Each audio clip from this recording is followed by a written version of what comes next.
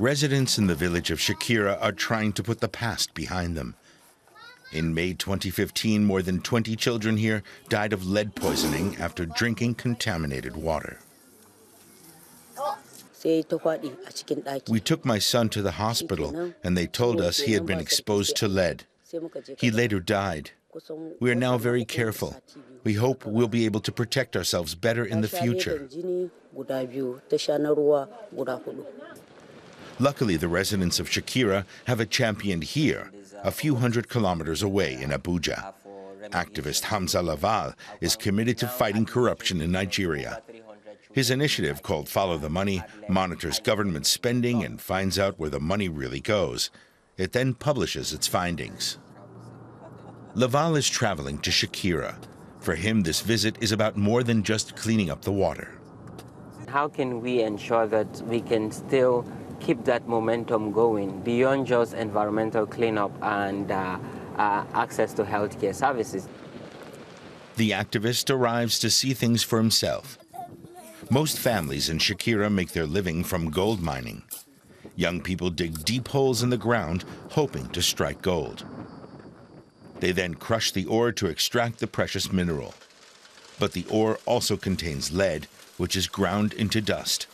The toxic particles eventually find their way into the water supply.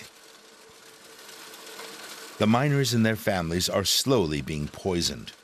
The government is turning a blind eye to the root causes, despite its promises to help. We have shot interview with our mobile phones and also taking pictures of them and sharing this information on Twitter and Facebook and calling them to action and showing them this evidence-based data. The government has kept its promise to build a new health center. It was built after the number of lead poisoning cases began to grow and more children began to die. It means that finally, lives can be saved.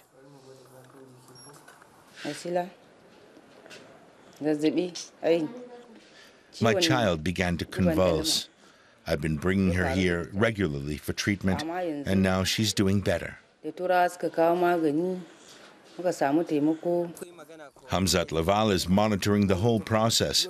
Although gold diggers are still working the lead-contaminated earth, he's happy about the health center. You can see family members coming to access healthcare services for their children under 5 years who were contaminated by lead poisoning and now receiving treatment and feeling much better. It's quite exciting for us. Although little has been done to provide alternative means of employment, the government says it'll try to regulate gold mining operations in Shakira.